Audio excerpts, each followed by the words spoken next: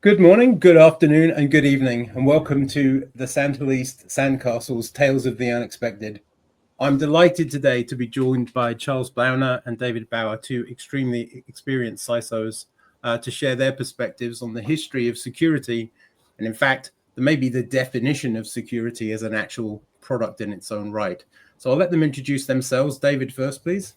I'm David Bauer.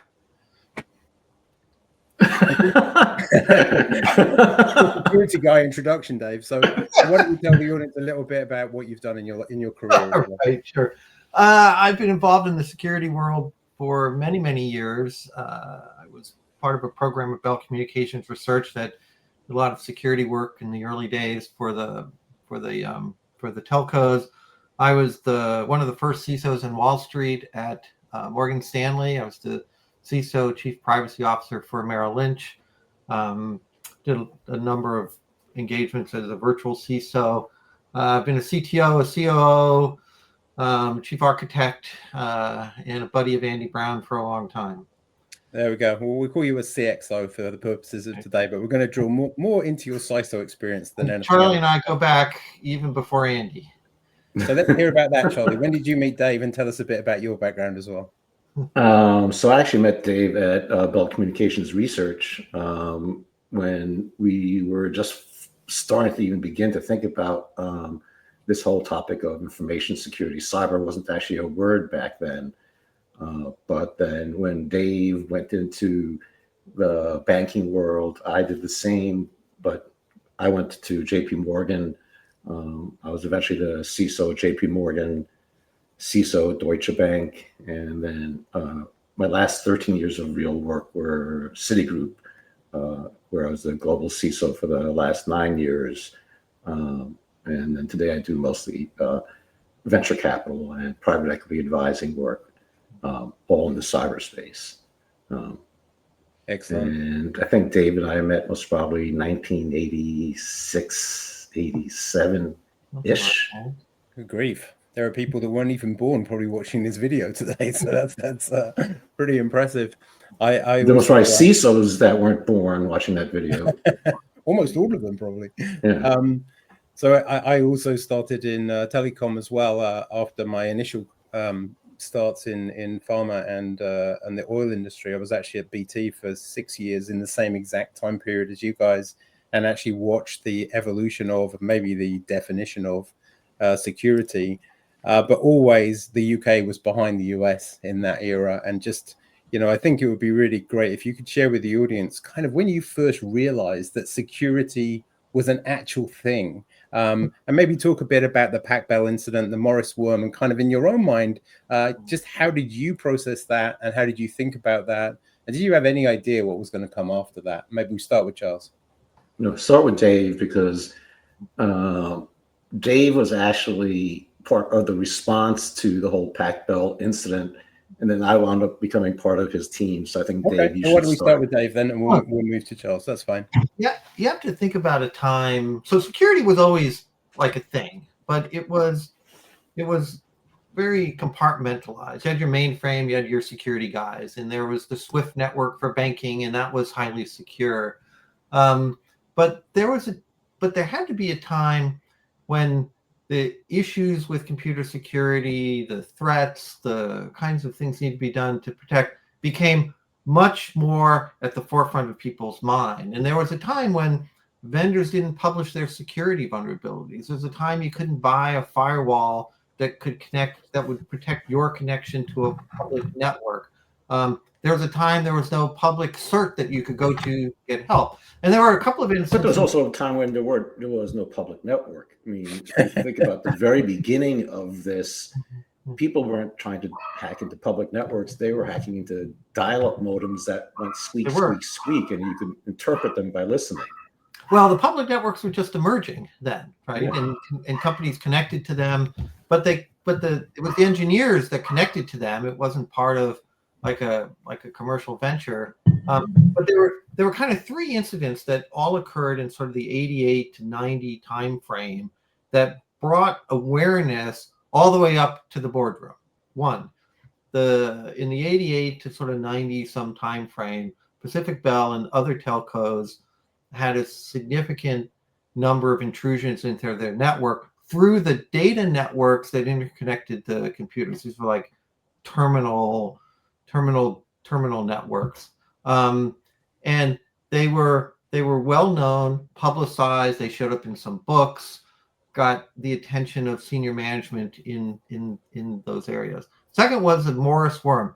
That was the first self-propagating worm that disrupted kind of the early days of the internet, and company heads saw this disruption. They were like, you mean my technology environment is connected to a network that's connected to lots of other people's technology environment? I didn't know that. How do we protect against that?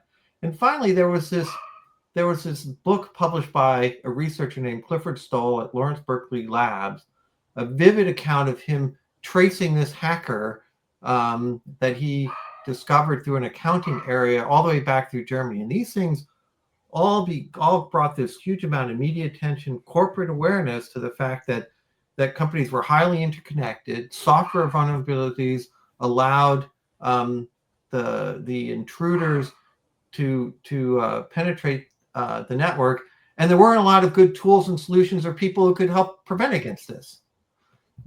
So at that time, was there actually a formal role called security, or was it just kind of something that infrastructure people got landed with? No, I mean, head of security. Charlie, go ahead. Yeah, there was definitely a formal role, and there was a head of information security. But if you think about what that role was primarily sort of charged with, what they were primarily charged with was access management, right? You go back far to these early days, whether it was big Unisys computers or big IBM mainframes, data was pretty much in one place.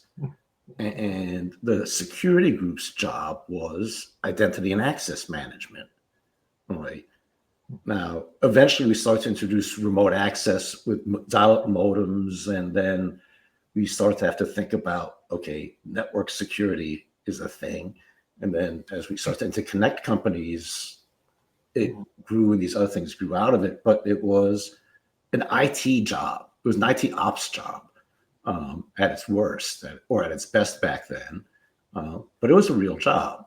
I think it was also around this time where people started to think about, in the early days of the internet, the IETF started to become a thing, and we started to think about protocols for communication, and we started to think about how do we secure those protocols, and whether it was places like Belcore or MIT, thinking about things like Kerberos and how you do key management in a network became the next thing you start to think about. And then security became a little bit more interesting when networks and cryptography became a part of it.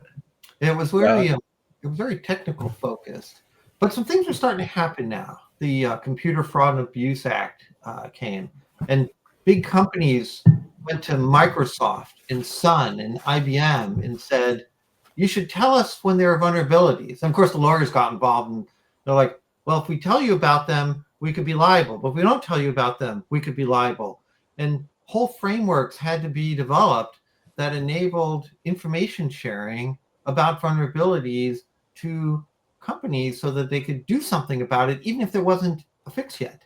And organizations like the CERT were formed as a trusted clearinghouse.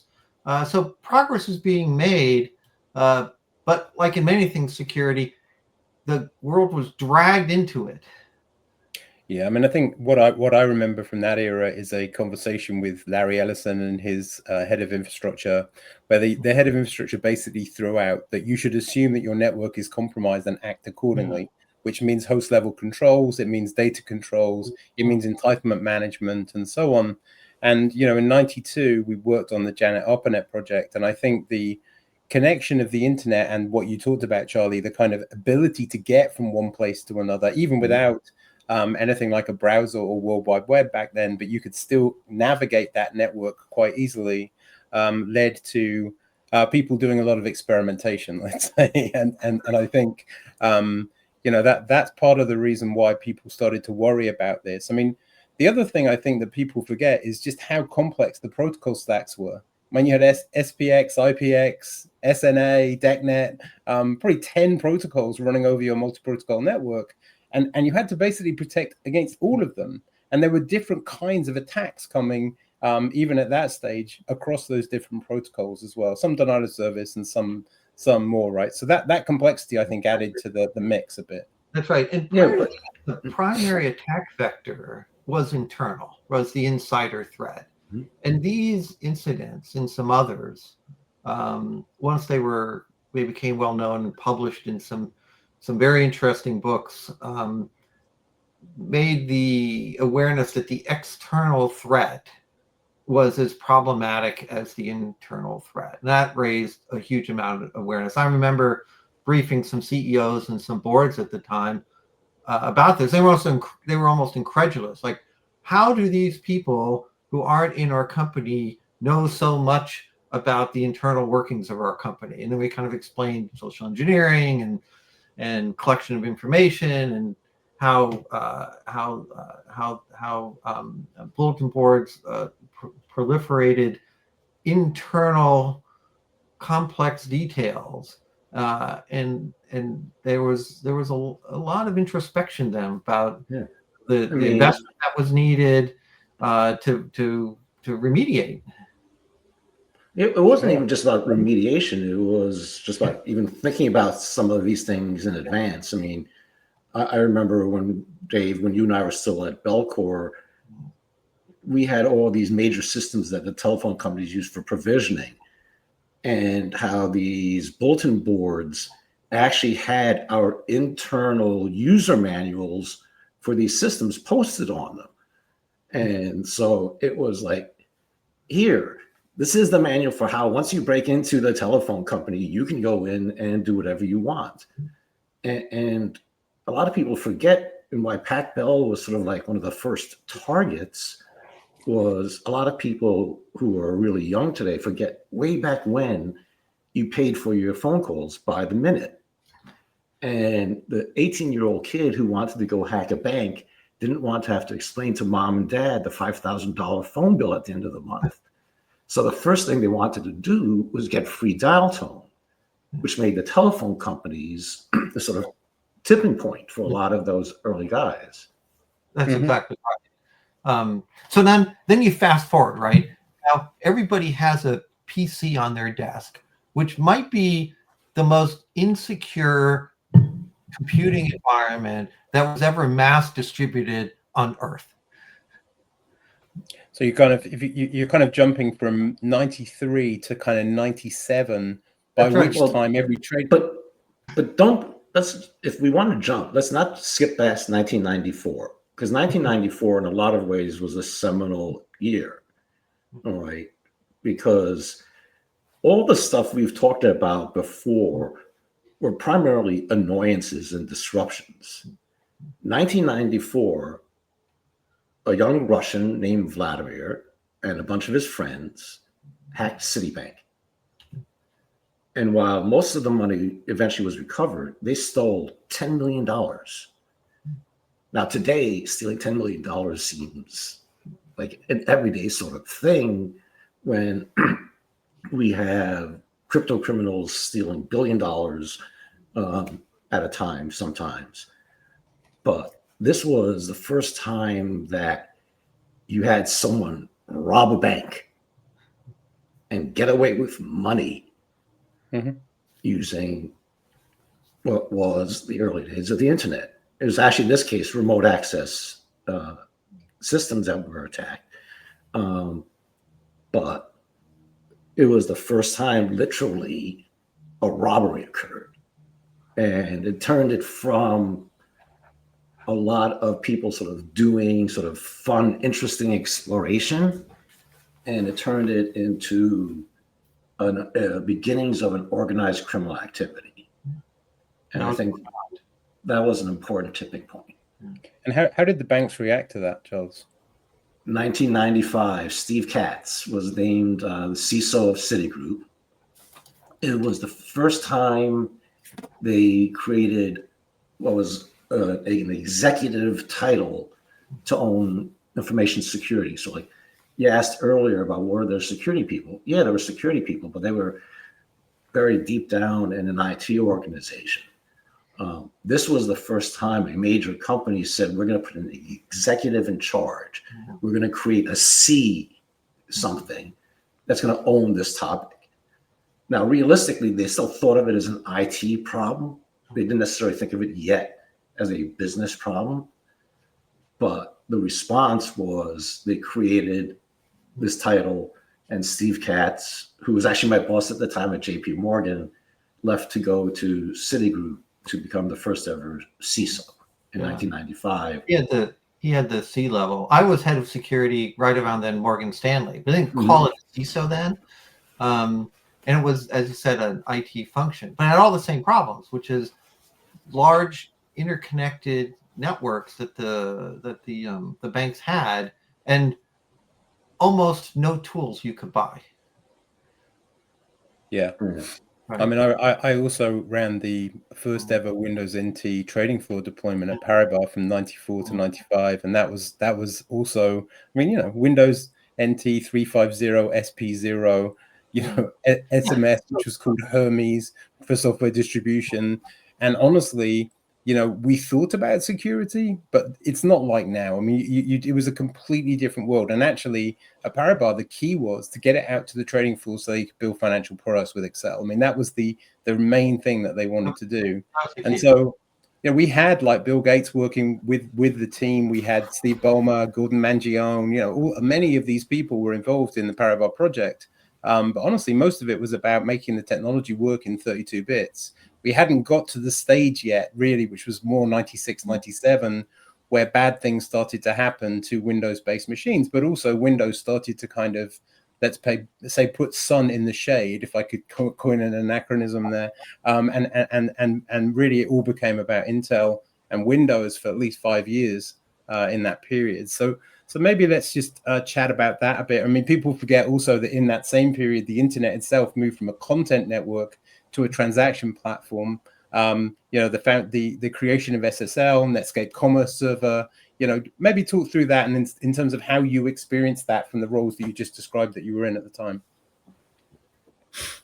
Yeah, so I mean, so I think one of the interesting things at that point in time was you had the emergence of the internet. You also had this emergence of, there were a lot of actual major tech providers. I mean, today we really have a lot fewer choices, but you had DEC, you had HP, you had IBM, you had all these companies. And at the same time as they were trying to think about the internet, they started to think about how do they actually let customers interconnect across these different platforms. Totally. And that's where standards start to emerge around things like the distributed computing environment.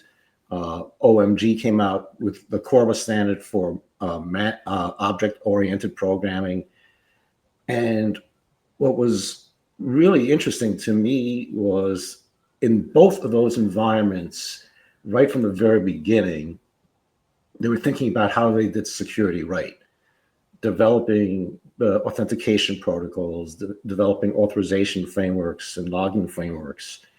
And so it was really the first time you start to see, to me, security become something that people thought of as an early on design requirement rather than an after the fact, oh shit, we have a problem. How do we go back and fix that? Yep. And there was actually a lot of really great work done in those standards bodies that I think sort of got overlooked in the sort of impact that they had in the long run. I mean, the internet is what it is today because you had a bunch of ultra geeks show up at this thing called the IETF and fight about communications protocols and authentication protocols. And you had Taher at Netscape inventing SSL, which, by the way, is the only cybersecurity Jeopardy clue I've ever run across. Because they actually asked about the company that was behind Taher and SSL, which no one on the panel got right and remembered it was Netscape. mean, how far have we come that no one remembers Netscape anymore? I'm not sure if Mark Andreessen and Ben Horowitz still remember Netscape, do they? Well, this was also the time that there more industry groups were being formed, and CISOs had a forum to talk to each other, and also to pressure legislation and to pressure vendors to provide better solutions. There was still a lot of bad software out there, big technical debt of software that people use that had a lot of security problems in it, but there was more pressure coming on Sun and Microsoft, IBM, HP, DEC, take your pick, to do better at providing security tools, providing secure software free from vulnerabilities, and so on, because people realized this required participation from everybody in order to go forward. Couldn't do it on your own anymore.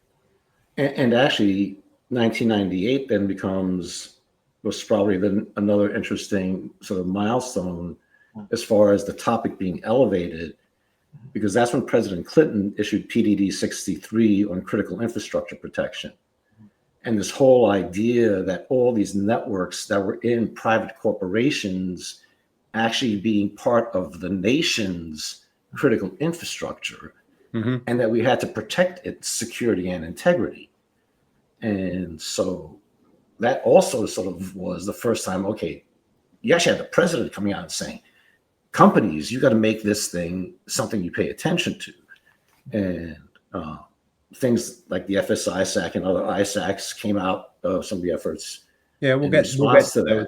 We'll get to those in a minute, but I agree with you. The information superhighway acronym that they used, which was a clever political way of spinning what you just said, I think became adopted worldwide very quickly. Like I was already late by then, but that mechanism that they used to describe that it was in everybody's best interest to participate in this thing, and that commerce itself was going to become digitized, if you like, onto the platform, I think was very compelling, and I'd say defined the Clinton-Gore presidency, to be honest. So we saw a lot of virus attacks back then, spread via desktop software and email. That was both very disruptive, but also raised a lot of attention in companies and organizations as to the need, because any particular company might see a huge part of their population unable to work for a day. Or 2 or 3 due to the disruption caused. It didn't cost a lot of theft, but the losses due to disruption were pretty big. Yeah, I mean, like by the time we get into kind of the 98, 99, 2000, and Dave and I met in 99 when he joined Merrill Lynch to work on direct markets, which was our .com for the institutional business. And I think, at that time, finally, the DMZ concept existed. There was kind of a structure that you could use to build a connectivity mechanism that could be defended. Maybe I know you were both very involved in that. Maybe Dave, you go first this time. Talk to me about what it was like to build an organization from 0 to 400 people in 90 days, but also to build the infrastructure to support that organization's go-to-market in that same period. What was that like? Well, one of the good things is in that period, it was easier to hire experts in network security. As Charlie said, it wasn't even a thing, 10 years earlier, and hiring experts was hard. But now it was easier. You could hire a network security expert. You could hire a system security expert. You could hire a database security expert.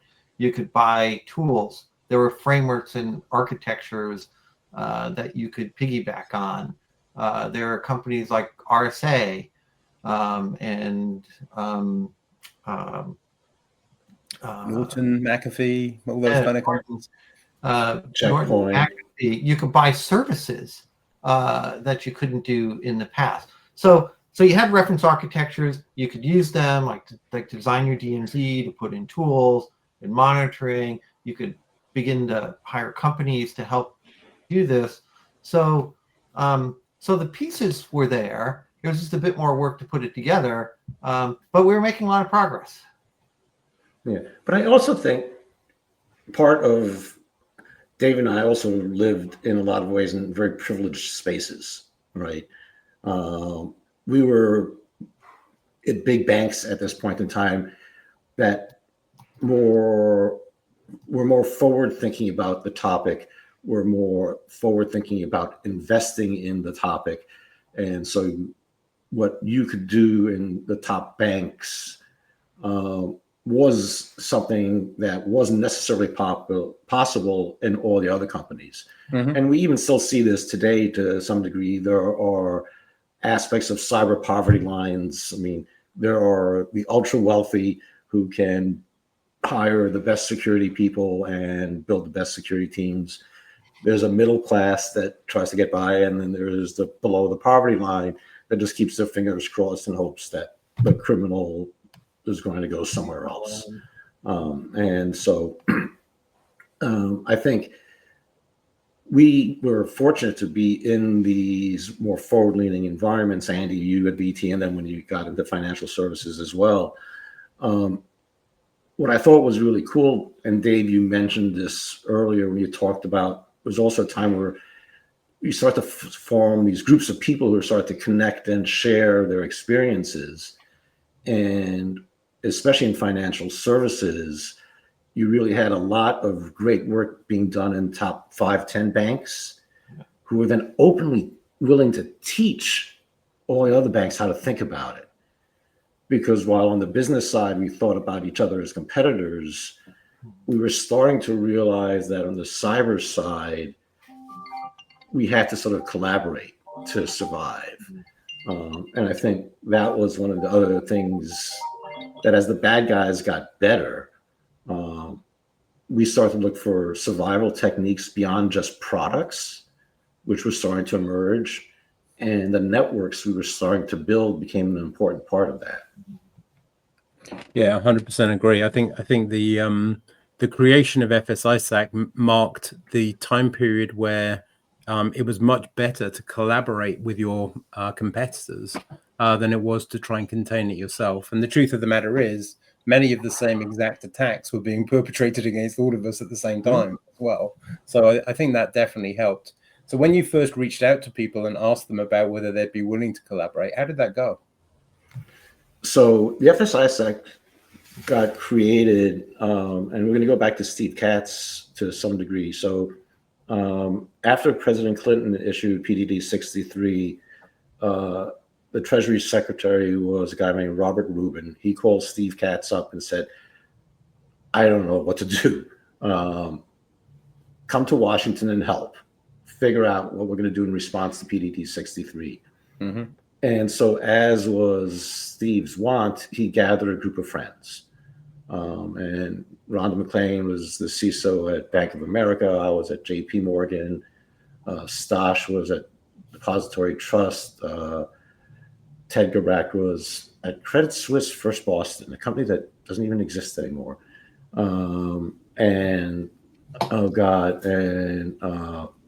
Walter was at Prudential.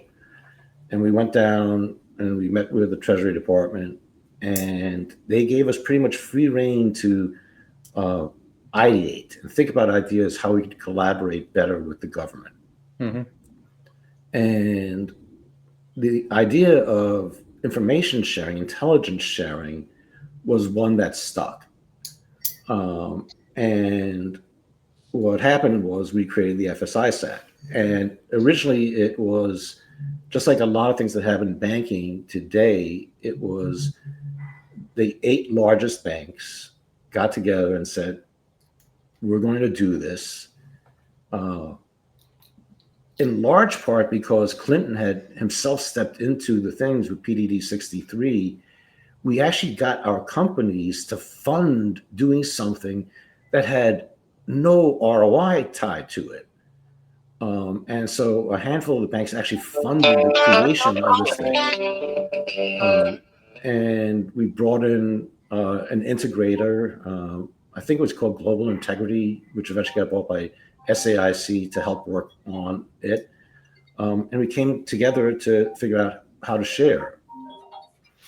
But then the most important advance was within the ISAC, we also came up eventually with the idea of the traffic light protocol. because in the beginning, people were willing to share, but they were a little scared about it.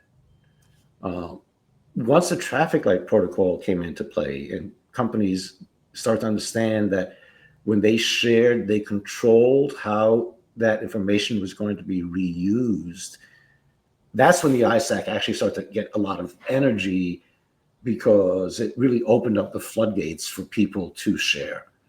And now you've got ISACs across all the critical infrastructure sectors in the United States. You've got ISACs beyond the FS ISAC, like the healthcare ISAC and the energy sector ISAC, that are extremely active and are pulling those communities forward. And FS ISAC is now thousands of members. I mean, it's 7,000, I think, last I checked. Crazy. And the last time I went to a meeting, most of the people attending didn't remember or didn't know who Steve Katz was. Well, I mean, I think if you end up creating something either in life, with your family or in business that continues to work after you're not there, then I think you succeeded. I mean, that's I think Steve succeeded in many, many ways. Yeah, no, he's kind of the forefather I think many of you talk about, right? So yeah, he's definitely the godfather of CISOs. We all think that way.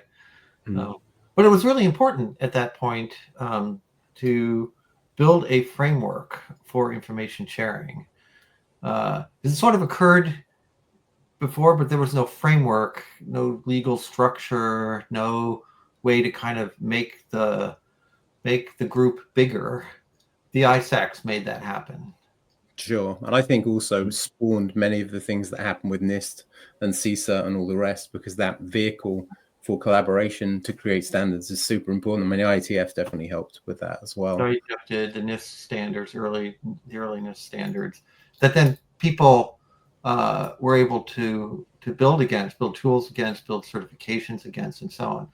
But we still had a plaguing problem. I don't want to lose the sight of that. All of this was going on, but technically we still had a lot of really bad, insecure software out there. So as much as it was like it was a finger in the dike problem.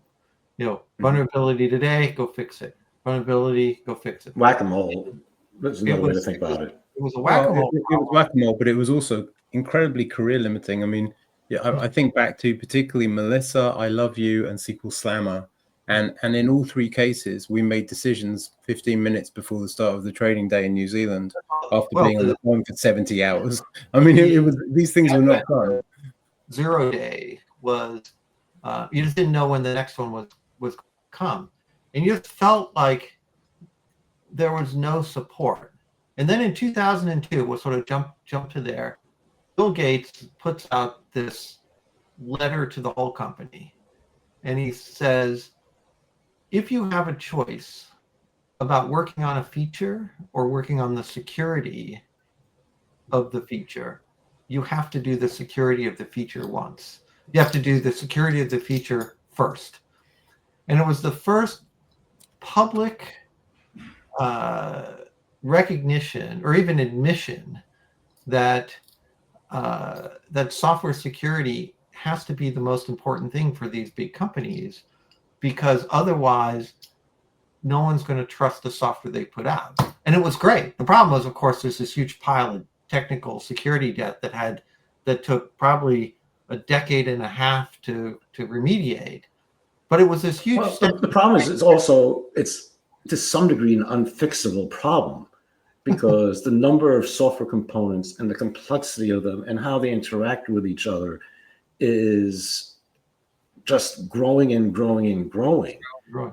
And the truth is, once we slowly start to figure out how to fix some of these problems in one tech stack, we introduce a whole new tech stack and have to fix them all over again. Well, that's right. But it was a step forward, a huge step forward about the recognition. Oh, yeah. Invest in software security, that it was important, for a company to spend lots of money on it, that trustworthy computing was as big a competitive necessity or an existential necessity as great features and good price and good customer service. It was right up there with it.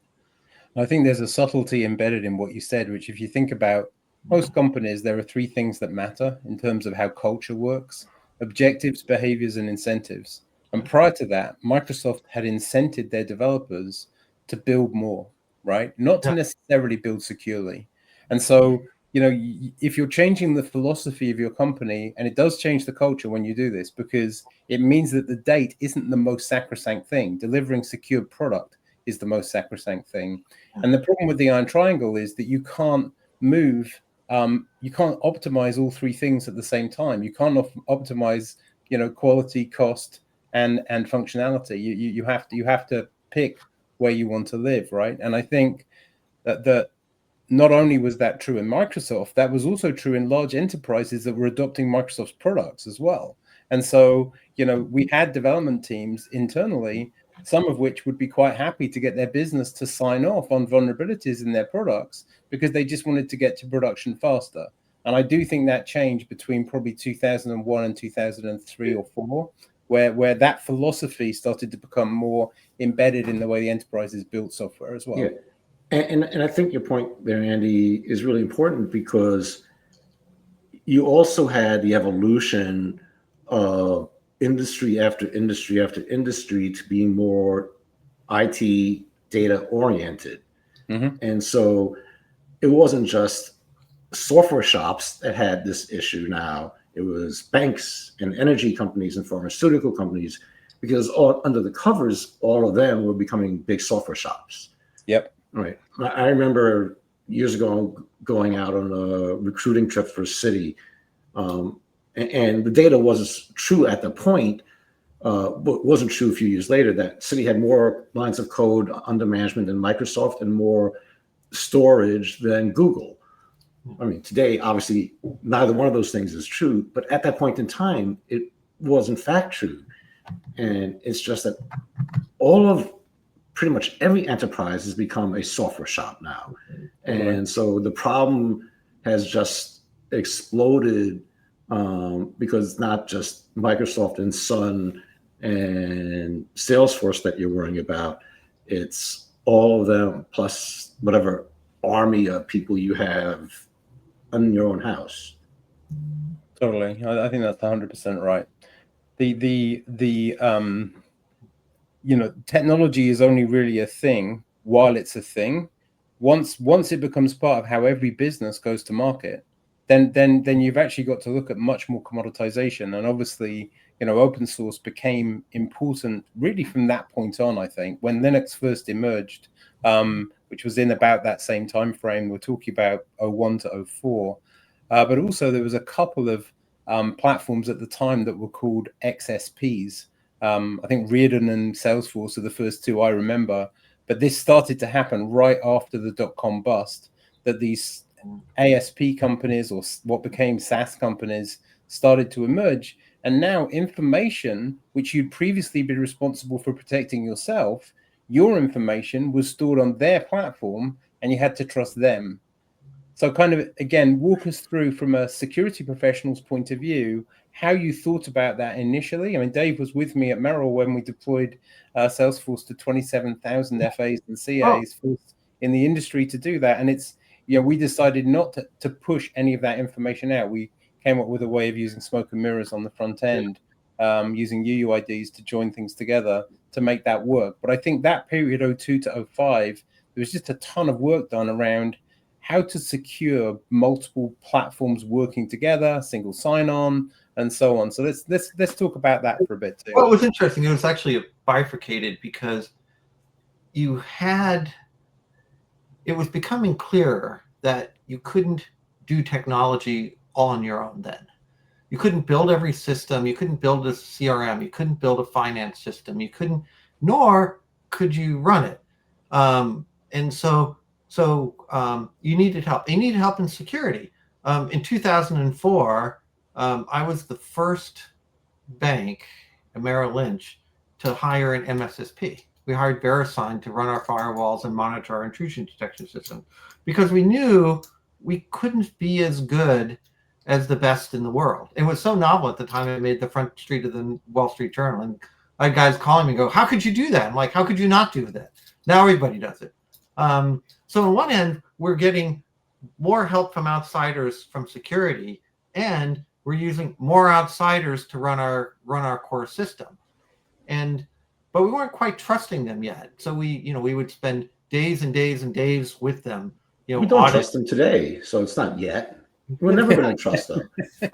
Well, you can trust them a lot more today. And I'll even make a point later I think we just inspect them a lot more today. I don't know that as a company you trust them. It's just as much trust and verify.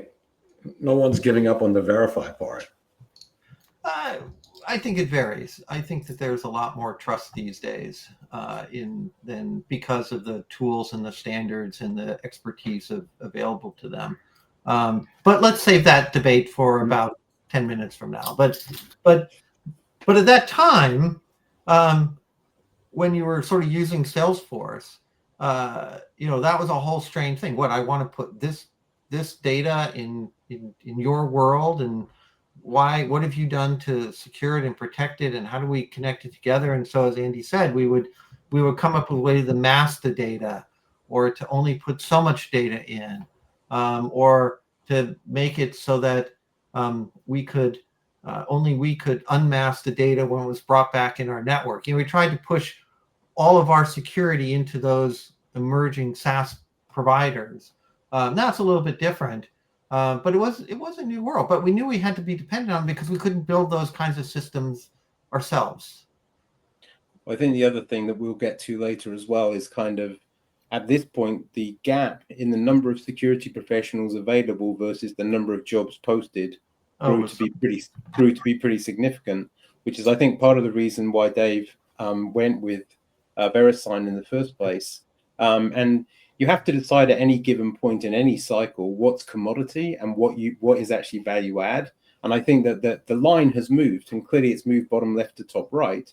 But I kind of agree that the verify part has to continue to be enforced. And I mean, it's always verified. Now, whether you do the verification or a third party does a verification, this is about the time that you could, an ISO certification would come, or you could get a NIST. Someone could do a NIST certification. So for some companies, it was okay to sort of delegate that verification to an auditing company or a trusted third party if they didn't have the resources to do it themselves. Absolutely. So I think, Charlie, you had a point earlier on the first most successful as a service offering. I mean, maybe you'd just like to chat about that, because I think that emerged more or less in the same time frame as well. Yeah, no, because earlier we were talking about all of these virus events and that they were mostly disruptive. But obviously another thing that changed the degree of awareness for this whole topic at senior management levels has been the explosion of ransomware over the last 2 decades. And the truth is that ransomware grew up as a SaaS service, right?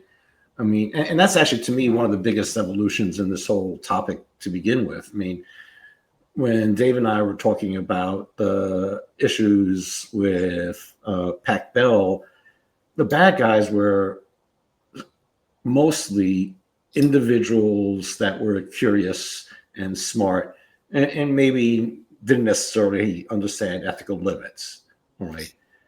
Now you get to 2000, you're dealing with very sophisticated organized crime ecosystems where, just like a bank outsourcing their firewall monitoring to VeriSign, a criminal is going to outsource aspects of what they've been building. And ransomware was and continues to be a great SaaS-oriented service with help desks and everything you could want.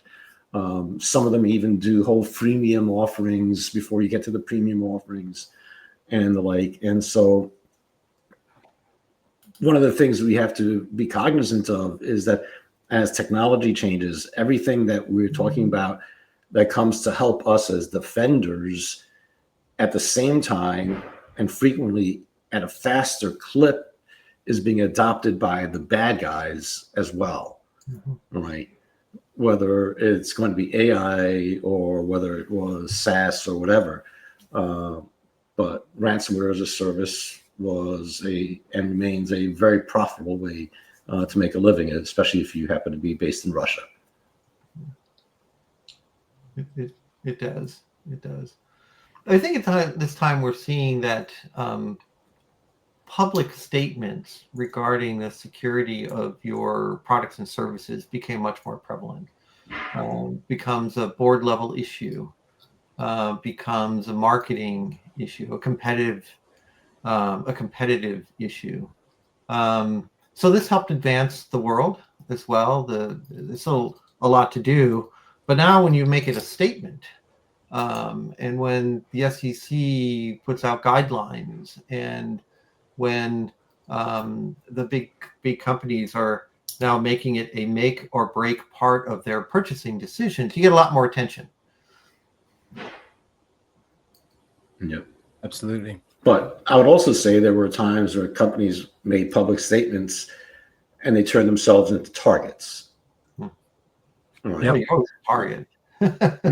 No. But I mean, I remember when we had all of the Iranian DDoS attacks in 2012-ish, and one bank CEO said something stupid, and the next day that bank's network was right square in the sight lines of the DDoS attack, and they didn't survive it well.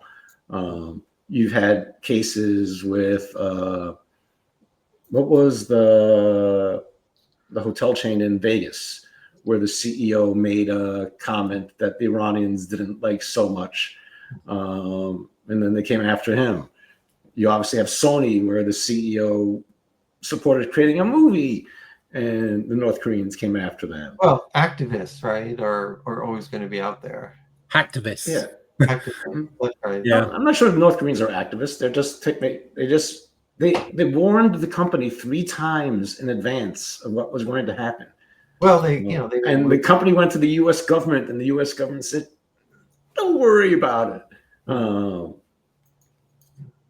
And then, oops. So I think the data breaches and the value of data drops also really became prevalent in that late 2000s to 2010s, and obviously these days the value of exfiltrated data is something that's like commonplace across the entire world, unfortunately. I think the idea that we could get into protecting third-party and supply chains really came from the Target hack. I think people really from that hack started to realize that even air conditioning systems could be a vulnerability that people use to get into your platform. And this whole the Heartland credit card breach before that. Yeah. And so I think this notion of third and fourth party risk became important in the late 2000s to 2010. And then obviously has become more and more prevalent, particularly even this year. We've had some pretty bad. We've had a number of supply chain attacks. So what was your experience of the first few of those, or if it was just a reaction to Target and what you had to do with that? Maybe start on that, Charlie, this time first. Yeah, well, I mean, so there were a couple of reactions. One was sort of more expectation, because I think Andy, you actually made the comment earlier about talking to one of Larry Ellison's folks who's saying assume breach, right? Yeah. I mean, I think most good security people always assume breach, right? And it's just been historically, well, how well did you cover it up? And then I got to the point where, okay, we're not covering it up anymore. We're going to talk about them. And so these stories are just going to come out. But I think the more important thing for companies was a lot of companies didn't necessarily understand which of the vendors in their ecosystem they had what kind of reliance on. which were more critical, which were less critical. A lot of companies, even today, struggle to necessarily understand a complex business process from end to end as it crosses in and out of their corporate boundaries. And so I think the first thing it made them do is say, we need to better understand these processes and where do we have these critical dependencies. And I think that was great for the companies to become more self-aware. Once you understood where your critical dependencies are, then every company went off on its own to figure out how do we manage risk, right? My last company was pretty crazy, and we had several hundred questions, and we had people we sent on site to visit your company and inspect your company. But I worked for a company with a lot of resources. A lot of companies can't do that, and they'll rely on a SOC 2 or a NIST assessment or an ISO assessment, which are nice. But the problem with all of these things is, because we've never been able to figure this out, is everything we try to do to manage the third-party risk is always point in time. We look at them, understand that risk at a point in time, and we'll come back in a year or two or something like that. Especially in financial services, a lot of the regulators are saying that point in time isn't good enough, that you have to be able to have some way to continuously understand what that vendor risk is. And that's, I think, a great opportunity for startups to figure that out how to do. But it's just, even today, an ongoing challenge. It's an ongoing challenge. I think there's, I think that continuum is transitive. So, so if in an analysis of a company, you believe that that company also is engaged in a continuous security program, right? There can be some transitive trust there, but that has to follow all the way down the chain. As you rightly point out, there becomes a point that any company can't trace the chain to its end. And so there's always going to remain some question about this vendor, and then their vendor, and then their vendor, and their vendor, you know. And even with the best legal agreements saying, tell me about when you sign a new vendor, remembering that and then it passing through. It's pretty tough. It's too complex. It's very complex. It's very complex. So what do? You know, you build controls, and you build compensating controls, and you recognize the risk, you do continuous things. So you take advantage of the science and the process and the techniques that have evolved over time to help you build a well-rounded structured security program that can deal with acute risks and strategic risks kind of all at the same time. You have to keep working at it. Yeah, and I think also, I mean, operational resilience has become a multi-headed beast that you have to consider. We talked about critical infrastructure earlier, and really, you know, when you look at even in the last couple of weeks, the outages with Amazon and with Azure, you know, this notion of operational resilience and the ability not just to understand in real time that you've been compromised, but also to be able to recover quickly. It becomes super important. Yeah, but that's a really great concept, and it actually started with the Bank of England to really talk about that. And I think if cyber people think in a lot of ways more about operational resilience, it's actually really helpful, because if you think about operational resilience, you're putting yourself into the perspective of the business processes. All right. And cyber people can tend to be very theoretical sometimes. But if you're talking about operational resilience, it's down into the bowels of understanding how a business process works. And then none of it is theoretical. And so I actually I don't want to give credit to regulators that often, but this was something that the Bank of England did that I think was really positive foundational work when they started to put out the whole topic of operational risks and operational resilience. Agreed. I think we'll let's move on now to the mobile and social media explosion that happened from really '08 to 2020, mobile basically became the most prevalent platform where people spent the most time every day. Social media at the same time exploded, originally with MySpace, then with Facebook, and now obviously with the 20 other social channels that are out there. And so did the criminals' behavior in terms of how they took advantage of those platforms to try and compromise people.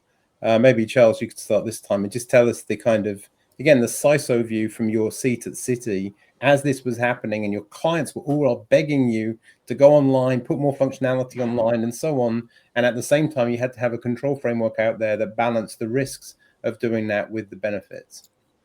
So there are two separate things there. One was the social media thing. And what that made us really quickly understand was that banks especially had come to rely on quote unquote knowledge-based questions. All right. So that Andy, you can prove to me that you are really Andy. I'm going to ask you questions that only Andy can know. All right. But with social media, everyone knows everything about Andy. All right. Because Andy's told us about everything. Right. And I'm not necessarily commenting on your specific social media patterns or not. I'm just talking about in general. And so it forced banks to say, okay, all the stuff that we used to rely on before, we can't rely on. Now, a lot of banks still do, a lot of entities still do, because it takes a time to transition to something different. But that's also where, when you talked about mobile actually presents the potential for some real opportunities, because we've always talked about knowing who people are through being able to triangulate. One of the things talking about possession. No one walks around without their friggin' phone, right? If you can get to the point where you can trust how a person interacts with you because of the capabilities here, it's actually a real benefit. And so to a lot of people who've thought about the evolution of mobile as a primary way to interact with their customers, it actually was an opportunity to think about the security problem again better. And so the truth is, interacting with a lot of entities on their mobile apps may in fact be the most secure method nowadays to interact with that entity, if they've done their stuff right. I mean, we had built some stuff at Citi where even the Monetary Authority of Singapore agreed we didn't need hardware tokens anymore because of what we architected into our Citi mobile app. And they're a finicky regulator, and to say hardware tokens not necessary because you can trust the device and what we've built.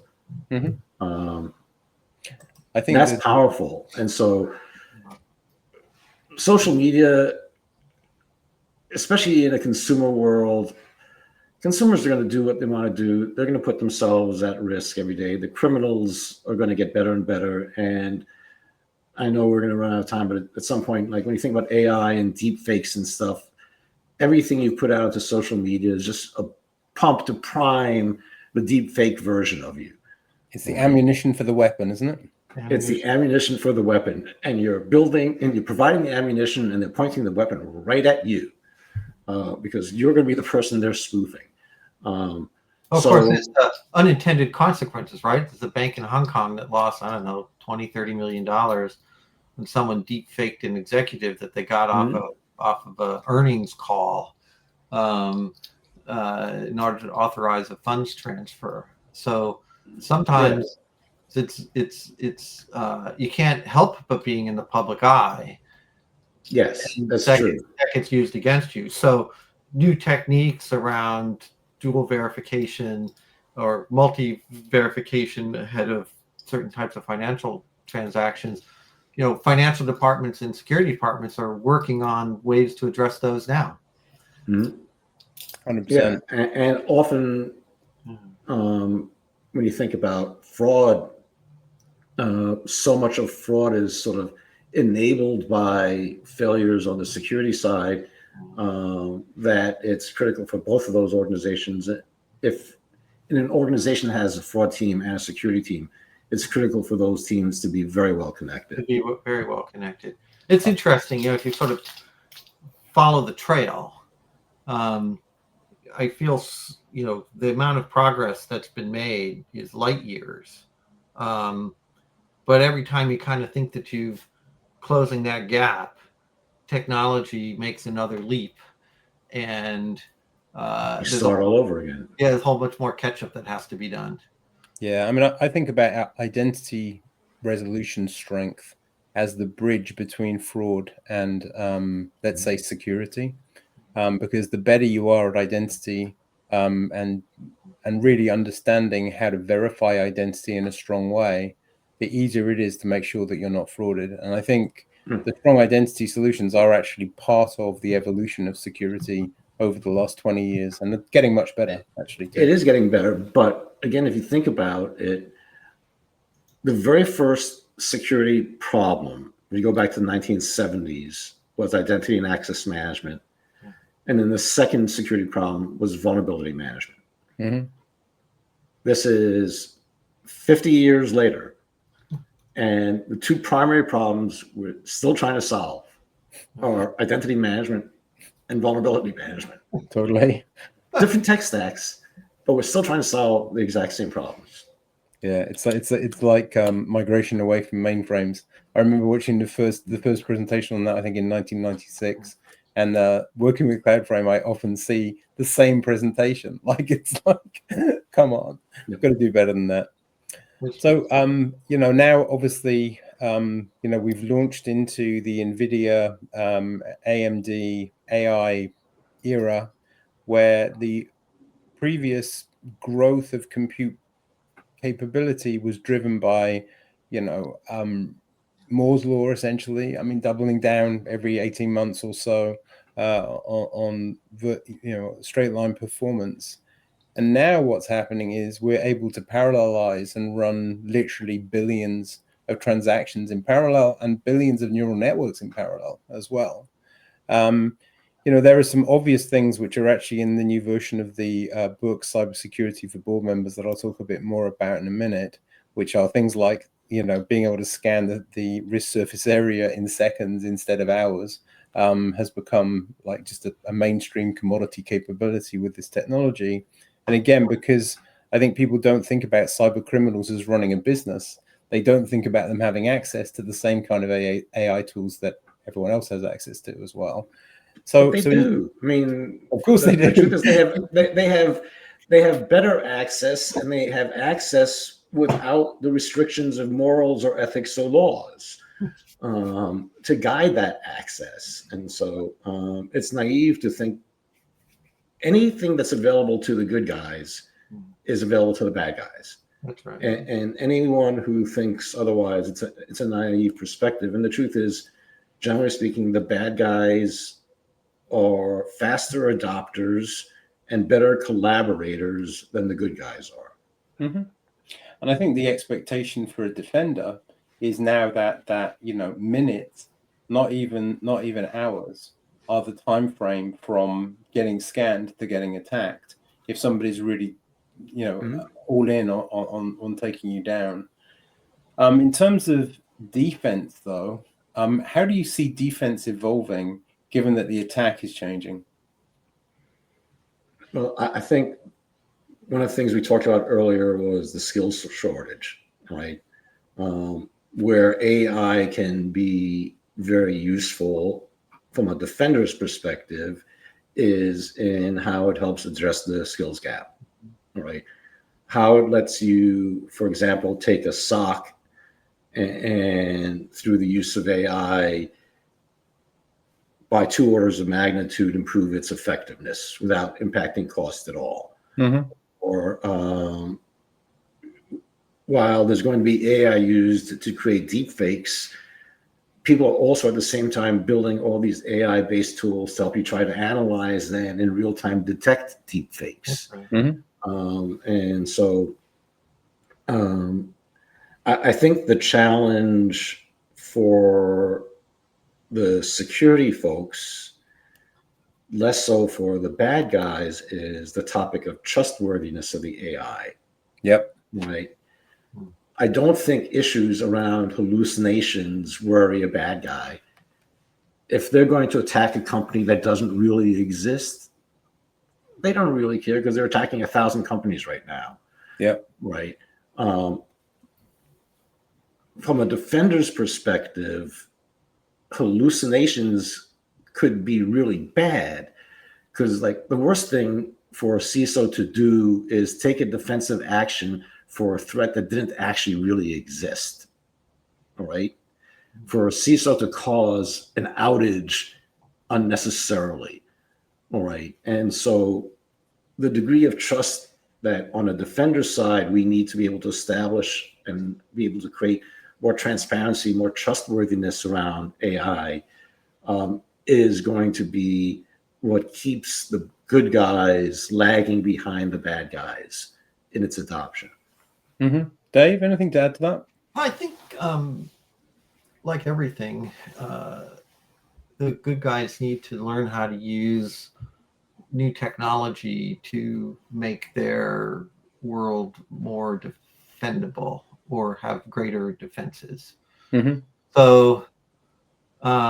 So you can train AI on how to write code, and you can train AI on examples of bad code to help you write better code or identify bad code.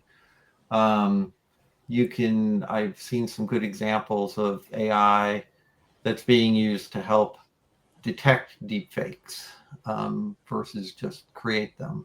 Sure. It's always been a exercise of this term defense in depth, where you construct an architecture and approach, use a set of technologies in order to have layers of security and approaches to security, so that you have a strong and defensible position, across the board. And you can't follow the shiny object, right? You have to stick with the program and advance it meticulously as the technology advances. But those approaches are kind of well known. You just have to keep working at it. I don't think there's never have been and never will be any silver bullet in this space. Mm-hmm. We'll all be occupied until we want to stop being occupied. We don't want to be occupied. But the tools and techniques get better. Obviously the attackers are getting better, but the tools and techniques that are available are getting better. You have to, security programs have to modernize as quickly as the technology modernizes.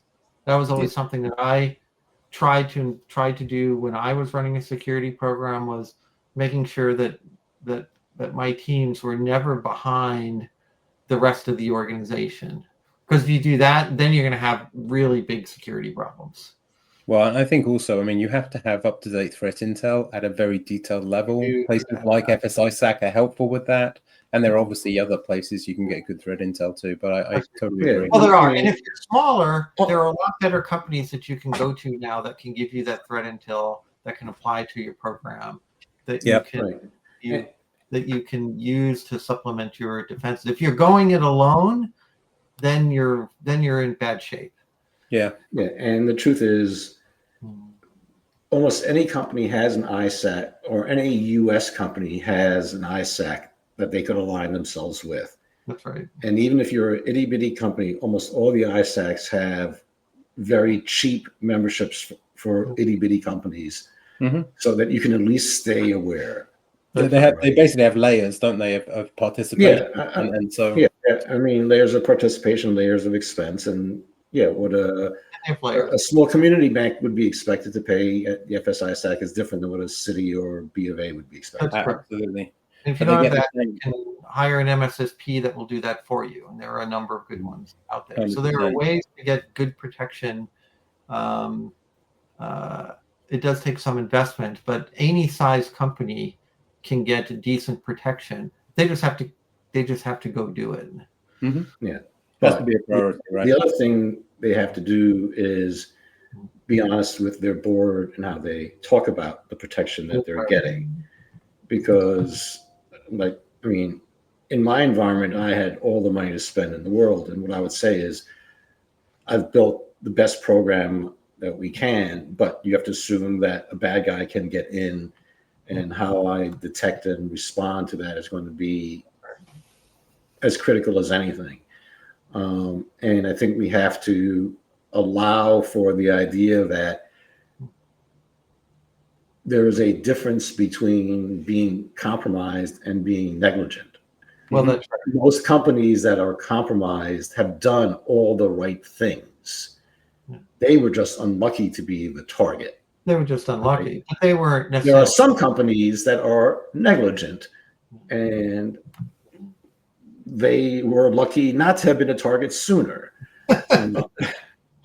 Yeah, I totally agree. I think just because of the time, I think what we should probably move on to is the role of the CISO, and we kind of go back in a minute to where we started almost, and think about how the role evolved, and your point about Steve Katz being appointed in 1995, and what happened after that, where most of the other banks did, and then almost the entire industry started to add CISOs. And as a result of that, the CISO role has become extremely important. It's become a career path for people for their whole career, actually.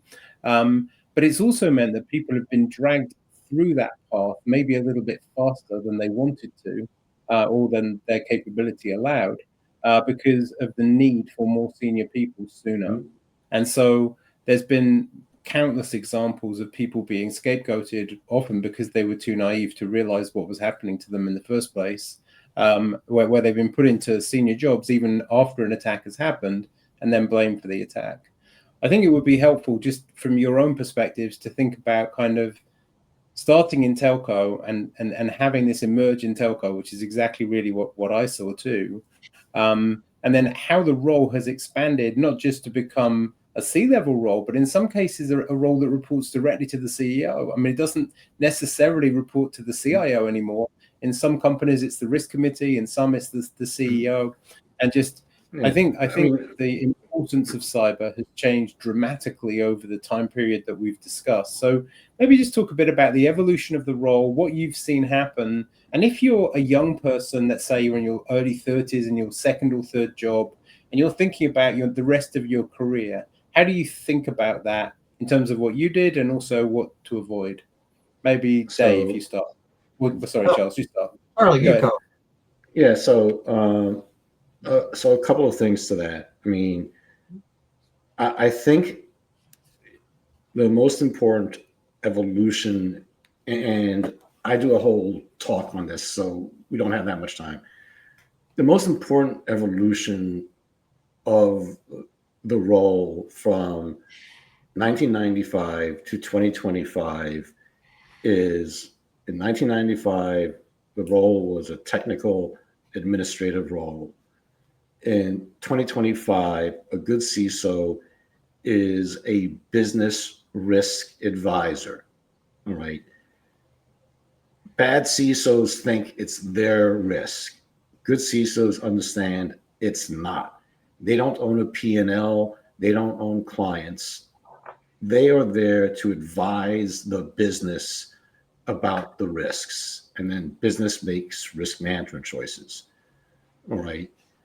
So I think this move to being a strategic risk advisor from a technical administrative thing is the major piece. There are lots and lots of other components about degrees of interaction with boards and all sorts of other things. But if you're where you need to be today, it's being a risk advisor to your business partners. Yeah, I think that I'm seeing an evolution of a broader role in operational risk. Because there's a high correlation between the kinds of things you need to prevent security incidents, to prevent all kinds of other, say, technology or information system related issues. And CISOs who are good risk advisors tend to be particularly well suited to be in those kinds of roles. And I also think that as part of that risk advisor is the CISO needs to also have a very strong opinion about the level and nature of the risk. So when the business comes back and says, I hear you about the risk. Now tell me your opinion about what we should do about it. I think the CISO needs to have a strong opinion about that as well. They just can't say, I've advised you, now you decide.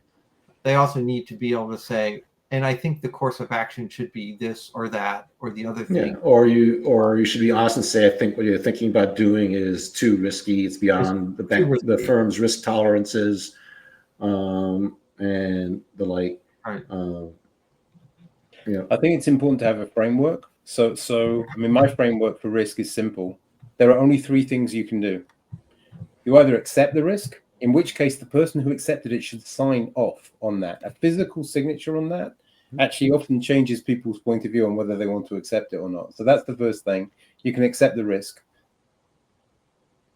The second thing is you can mitigate the risk, which is usually project cost. You've got to do work to do that. And the third thing is you can insure against it, which may not help, because if it's a business continuity issue, having liability insurance or cybersecurity insurance may not actually help your business. Take Jaguar Land Rover as a recent example. Yeah, I mean, insurance primarily protects shareholders. It does very little to actually protect the operations or customers.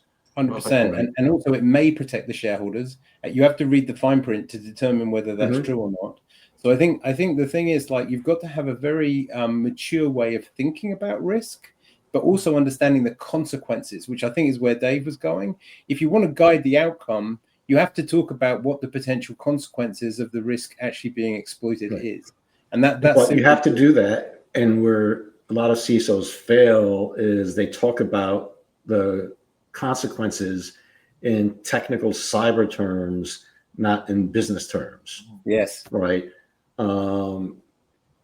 It's nice to talk about, you've got this patch management issue. It's a whole different thing to say you have a factory that needs to stay up 23 hours out of 24 hours a day in order to hit your financial targets. If you don't address this thing, there's a high likelihood that you will lose your factory for 3 weeks. And now you make a decision.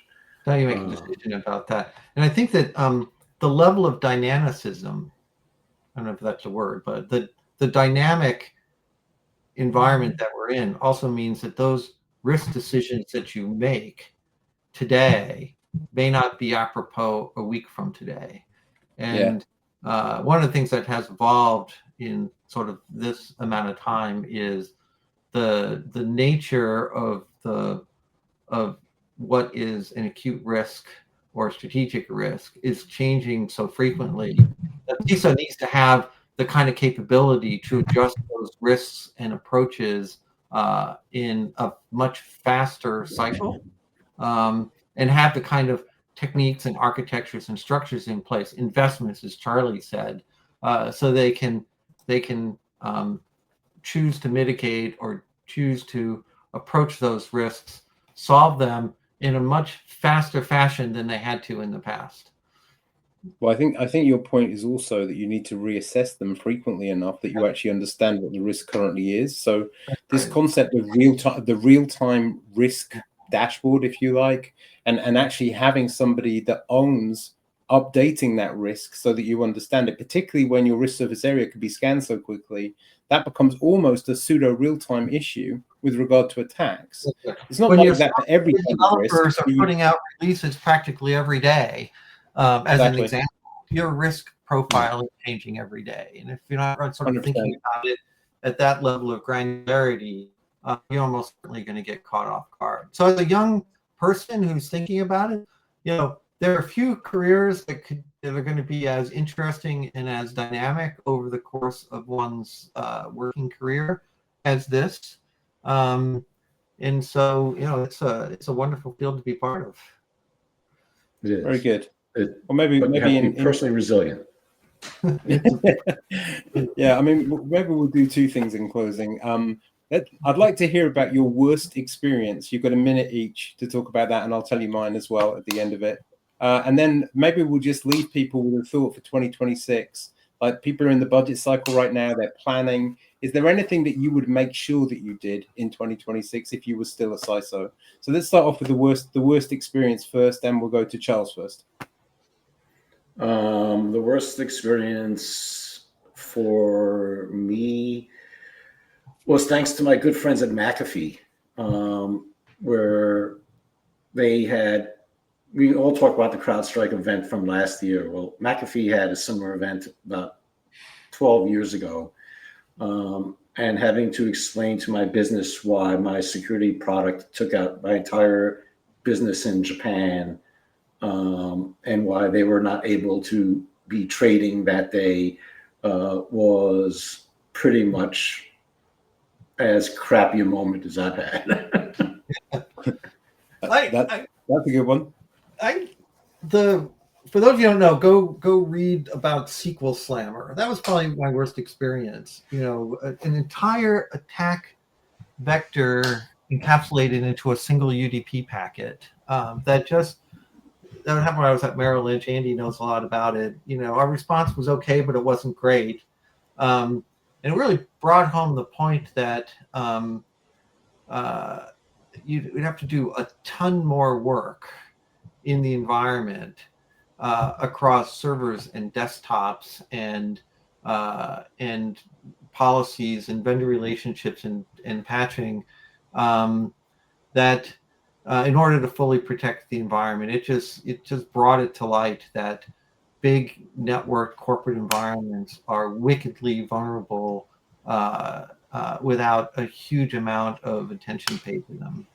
Yeah, I mean, Dave and Jill were actually at my house for Super Bowl when SQL Slammer started happening. So it was a joint affair for a couple of days. It was it was really unpleasant. It was, and I remember a couple of weeks later, maybe 3-4 weeks later, we were with Ed Amoroso at AT&T, and he actually showed us that the attackers had been experimenting with it for months, and they failed like 3 or 4 times to actually create something truly viral.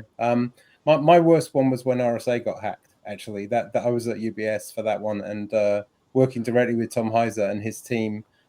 It was just sickening because you were one thing you were pretty sure about is that RSA tokens were going to work, and it's just like completely grounding to find out that the seeds had been hacked, and that was a moment of intense pain for me. In fact, maybe like 5 days of intense pain, especially in a Swiss bank. It's really not a great thing to happen. So that was mine for what it's worth. So all right then, last 3 minutes, 2026 and the kind of what's happening in the future. And if I were still a CISO, I would make sure that, Charles, 2026. Well, see, if I were still a CISO, I would make sure that I was continuing to understand how my business was evolving, irrespective of what year it was, because I have whole teams to help keep me up to date on the technology. The most important thing is to understand what my business is trying to accomplish. From a pure investment perspective, you're going to make investments in AI security of some form in 2026. Yep. But if I'm investing my time, it's continuing to learn how my business makes money. Very good. Dave? If I was still a CISO, I would spend a lot more time making sure that everybody in the company did their part in security, not just in technology, but in the business, in the executive, across every business line and every individual. Because you can't do this by yourself or even with your team. But everybody has to contribute in some way, and I spend a lot more time on that.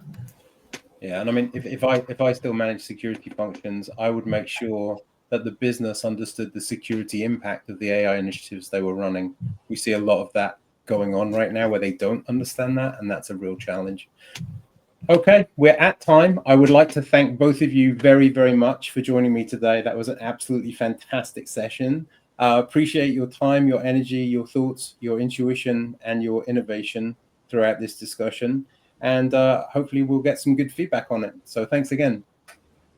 Thanks for the conversation, Andy. Thank Take you. care, Have a guys. good day. Cheers. Bye. Cheers. Bye.